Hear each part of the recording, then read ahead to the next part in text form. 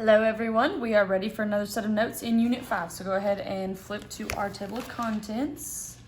And we are ready for page 44. And the title of these notes will be Graphing Quadratic Functions.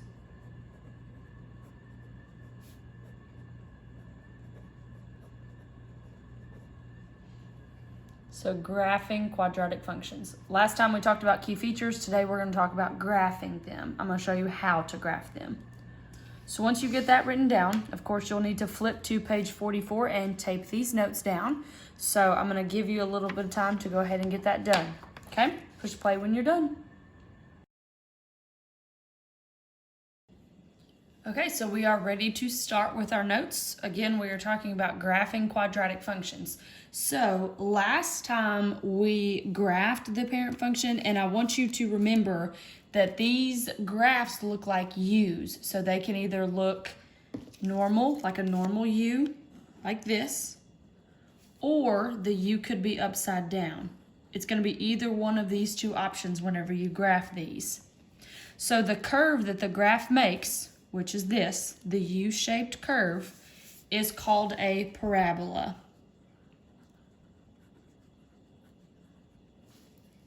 It's called a parabola. I know it looks like a weird word. That is how it is pronounced. It's a parabola. Okay? So when I talk, so instead of saying, hey, look at this U-shaped graph, I'm now going to start calling them parabolas. So if I say, look at this parabola, I'm talking about these U-shaped graphs. Okay, so the first thing that we have to do is actually graph the parent function. So we're going to graph this one.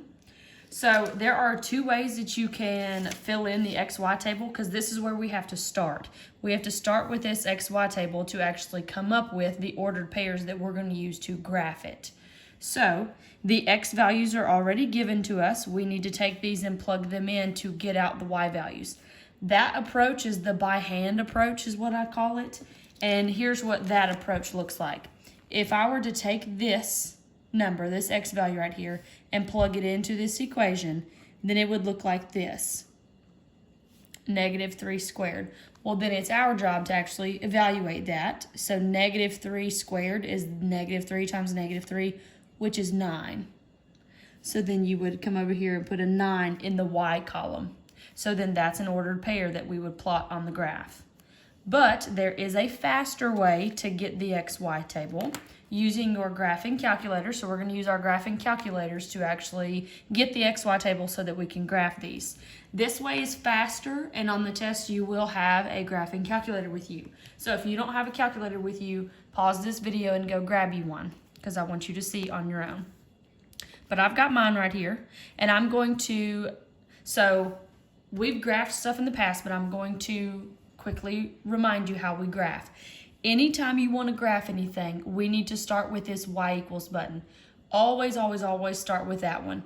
I already had a function in there where I had previously graphed. If you just click clear, it'll clear it all out. Okay?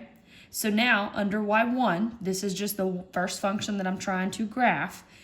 We have to type in an X, so a variable. This button right here to the right of alpha is your variable button. So if you click that, it'll give you the X.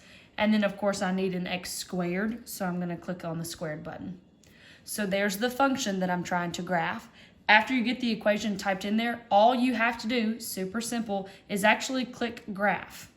Then your calculator will take a couple of seconds and graph the function for you. So now we have to take this and transfer it onto our graph that we have. But I don't want you to eyeball it. I want you to have very specific points. And your calculator will give you the XY table right here. All you have to do is go to this setting in your calculator. It's right above the graph button where it says table in blue. So in order to get to the XY table, we just hit second graph. So there's our XY table. Now my calculator's set up to always start at 0. Here's 0 on my XY table. You can scroll using these up and down arrows, so you just need to scroll wherever you need to scroll in order to get and fill in the XY table. So here are the values. actually their exact values, -3 to 3, that I need. So we're going to fill in this XY table. So again, this way is a little bit faster because we're not having to do it by hand. So we're going to go ahead and fill in these Y values. So we have 9, 4, 1, 0, 1, 4, and 9. So I have my Y values now. So my XY table is complete.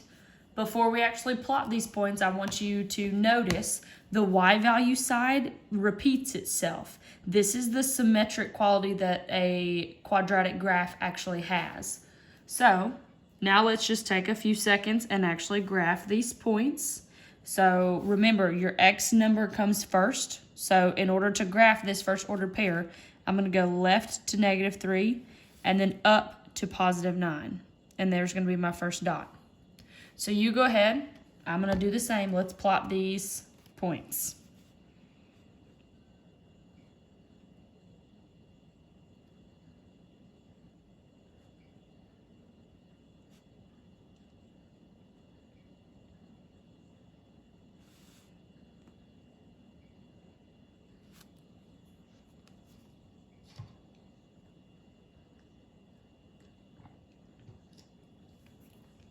Okay, so you should have the points graphed by now. So we have 7 points on our graph. And when you look at this, it's starting to take the shape of the U that it's supposed to. So our job now is to connect all these dots and make it look like a U. So last class I told you guys, down here at the bottom, we need to really emphasize that it's a U shape. So if we start at these bottom 3 dots and kind of round out the bottom some, it really shows that this is actually a U instead of a V for the absolute value graphs. So go ahead and take you a couple seconds and sketch the graph.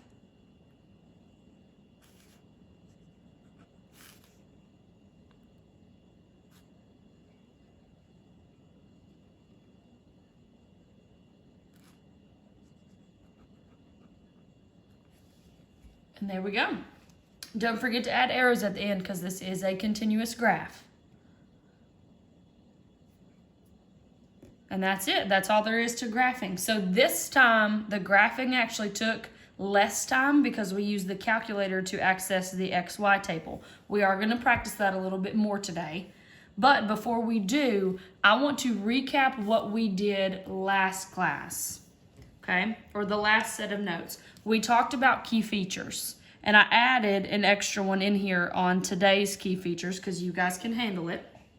We're going to go through these key features just as a little refresher because you can't forget about these. These are super important. So the first one that we have to start with is our vertex. So always remember that the very, very middle of the graph is our vertex. So vertex is the middle of the parabola.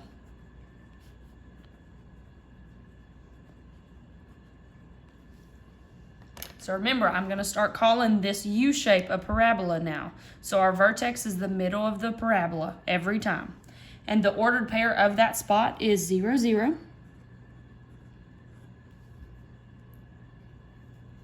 The next one that we have to determine is maximum or minimum. This one's going to be a minimum because this vertex is at the very, very bottom of the graph. Kind of looks like a bowl, and this is at the bottom of the bowl. So that's how I remember it. Okay, x-intercepts. And so we have x-intercepts and then y-intercepts. Anytime you are, and these are the two that I added, anytime that you are asked about intercepts, you have to give an ordered pair. Super important. You have to give the ordered pair. So when I look at the x-intercepts, that's the x-axis. So I'm looking at this x-axis right here. It crosses right here at 0, but the ordered pair of that spot is 0, 0. So x-intercepts and y-intercepts always have to be given as an ordered pair. Okay, then the y-intercept. So now I'm looking at the y-axis right here. It also crosses in the same spot right there at the origin, which is 0, 0. So after you write that down, I want you to take this little note. whenever we're doing intercepts, you have to give them as ordered pairs. Give them as ordered pairs. Super important. So x-intercepts and y-intercepts, anytime we're talking about intercepts, we have to have the ordered pair. Okay? The next one is zeros, solutions, and roots. These are just two extra words that mean the same thing. So we know what zeros are, so that means solutions and roots are the same exact thing. So we know zeros are, where does the graph cross the x-axis? Well, it happens right here at 0. So the x-intercept and the zeros are very, very similar. The only difference is the x-intercept is talking about the point. The zeros is talking about just the number where it happens. So this one is also 0. Okay. Next is axis of symmetry. Remember that that's the line that cuts the graph in half. So think about the middle of the U. We need to talk about what number cuts that graph in half. So if you have a highlighter, you can highlight the very, very middle of the graph. So mine is that pink dashed line that I just drew. And it is also at the number 0. So our axis of symmetry this time is 0. And then the only two things that we have left is domain and range. So I'm going to quickly talk about domain. Domain is going to be all real numbers because these two arrows right here continue forever out. And when they go forever in both directions, it's all real numbers. So all real numbers. You can spell it out or use the symbol. I'm good with either one. Now range is the slightly trickier one. So I've got a second highlighter. Every time you are dealing with range, we need to highlight where the graph actually starts, which remember is always at the vertex, and then we have to decide, are we using numbers that are greater than that or less than that? Well, in this particular graph, we're starting at 0, and my graph goes up, which means I'm going to use everything greater than 0. So my range is going to be y is greater than or equal to 0. And there we go. So we got a little bit of practice of graphing one, and then we answered every single key feature that we can possibly answer in Algebra 1.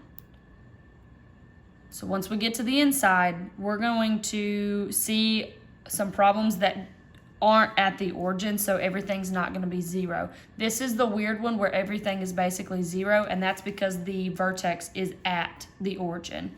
But once these next examples aren't like that. Okay, so now we are on the inside of our foldable. We have 3 examples in here, and these examples will go by quicker because we're going to utilize our graphing calculator.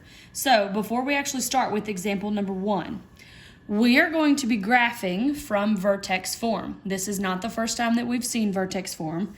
This is the vertex form for a quadratic. So the last time we saw it was absolute value. And the last time, this is what it looked like. So we had this. So last time, this was our vertex form. Everything works exactly the same. The only thing that we have done is taken these absolute value bars and traded them for the parentheses and the squared. The squared is what makes this a quadratic function, so we have to have the squared in there. But everything else works the same. So what I want you to know, whenever we're looking at vertex form, HK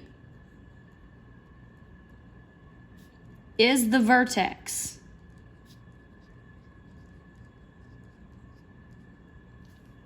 HK is the vertex. That's why it's called vertex form, because we can easily identify what the vertex is from the equation if it's in vertex form.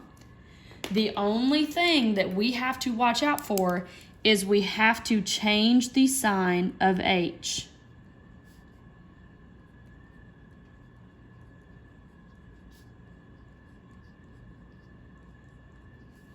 Change the sign of H, which we've had to do this in the past, so this shouldn't be anything new.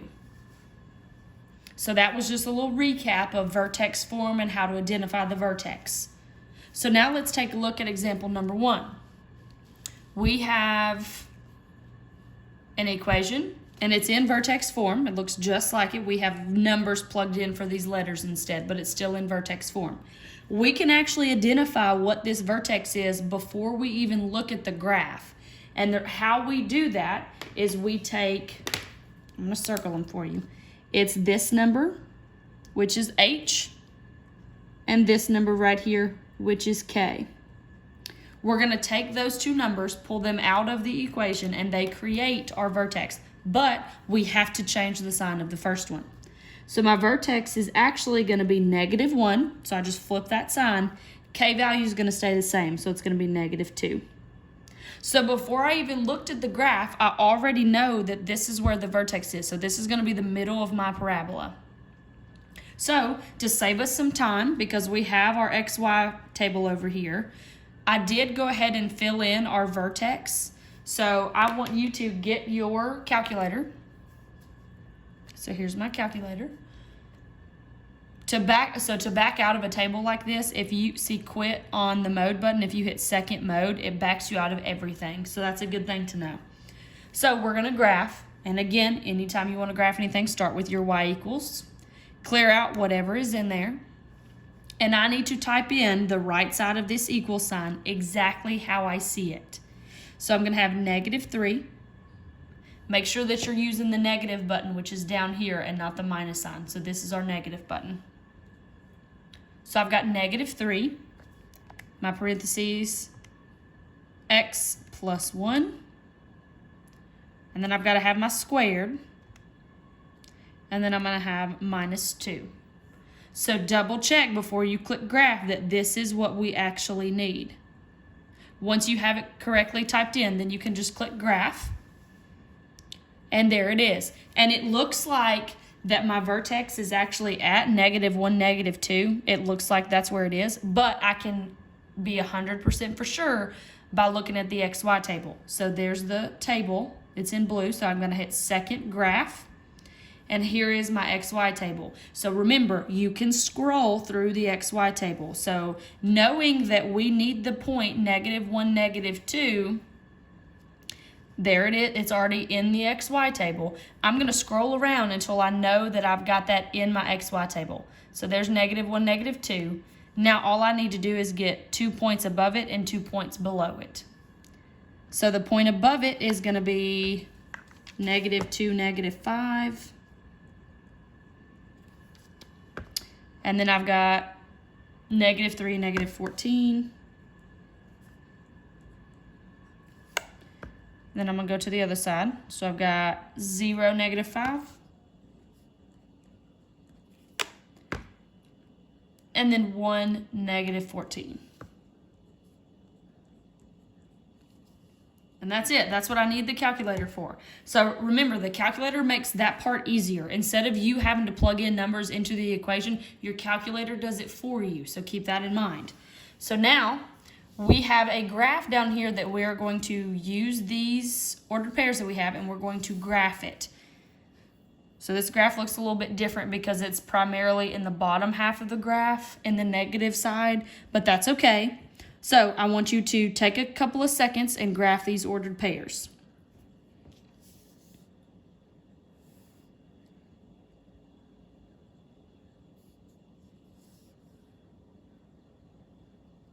And be careful and make sure that you're getting the right numbers, because they're counting by ones, but they're not showing every single number.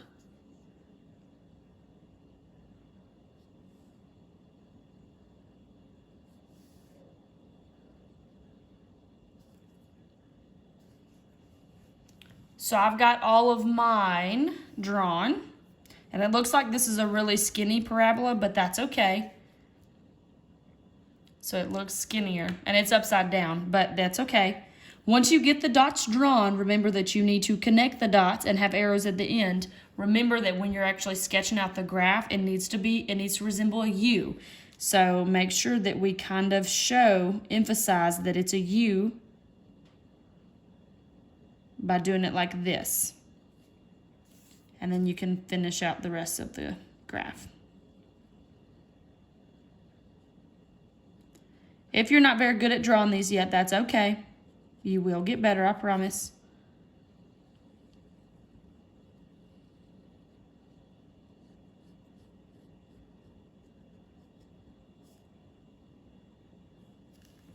And there we go. So there's the graph. And if you want to, after you get it graphed, you can check to make sure that it resembles what's on your graph. My graph on my calculator only goes to -10. So if I were to stop right there, it looks about the same. And now we just answer the key features questions. So we've got max or min. That was the next question. This is going to be a maximum because it's on the mountain. It's on the top of the mountain. Okay, x-intercepts. So x-intercepts, that's talking about the x-axis right here. That graph, this parabola, doesn't actually touch the x-axis at all, so there are none. So we just write none. Okay, y-intercepts, so I'm looking right here. It crosses the y-axis right here at -5, but I need to list out the ordered pair for that, which it's actually right there in my table. And that point is 0, -5. Zeros, solutions, and roots. Remember, those are zeros. That's where does the graph cross the x-axis. This one doesn't. So we write none. So here's a little trick. If you do not have x-intercepts, you also do not have any zeros because these are primarily, they're talking about the same spot on the graph. So both of these are always going to be none if you don't have any. Okay, axis of symmetry. That's the number that splits the graph in half, so it's always where the vertex is. This is the halfway spot or the middle of that graph, which that is at -1.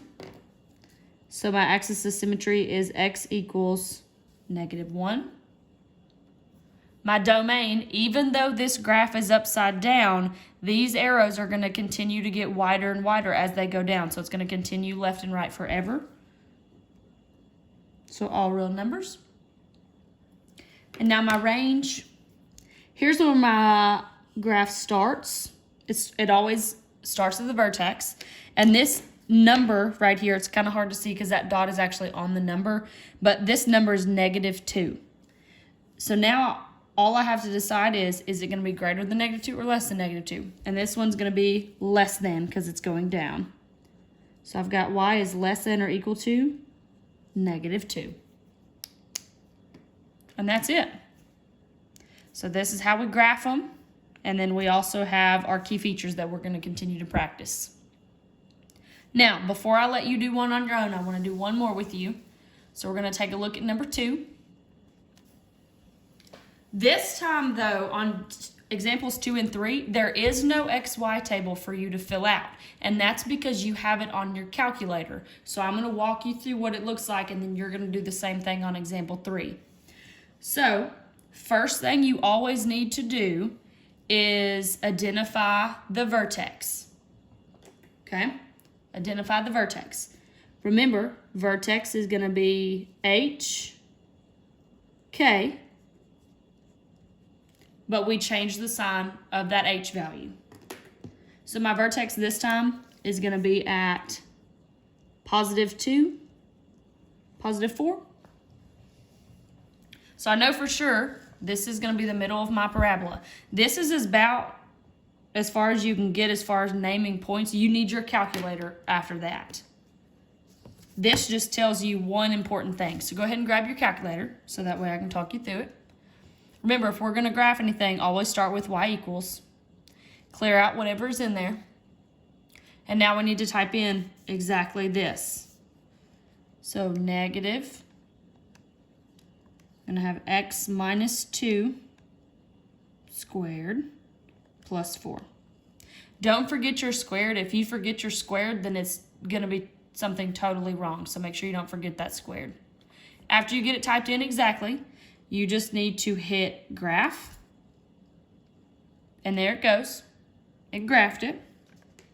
It's another one that's upside down because we have a negative out here in the front. But I need the XY table. So this is good, but I do not want to try to sketch this out. I want to be accurate with it. So if I hit second graph, that gives me the table. Now, remember, you can scroll through the table. The point that you have to scroll to, and this is why it was important to find it, is your vertex. So we need to scroll down until we get to 2, 4, right here. Because this is the middle of my graph, and now I can plot points on either side of my vertex. And that's exactly what we're going to do. So we're going to go ahead and plot the point 2, 4.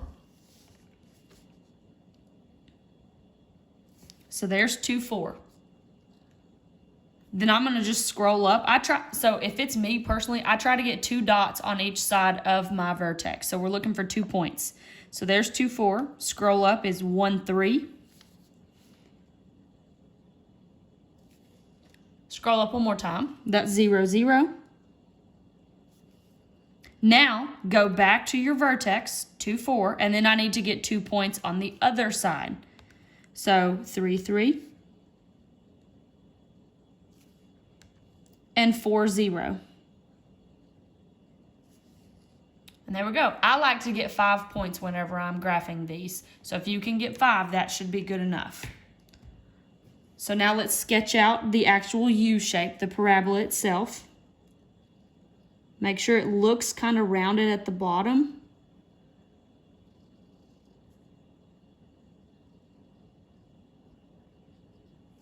Add arrows at the end.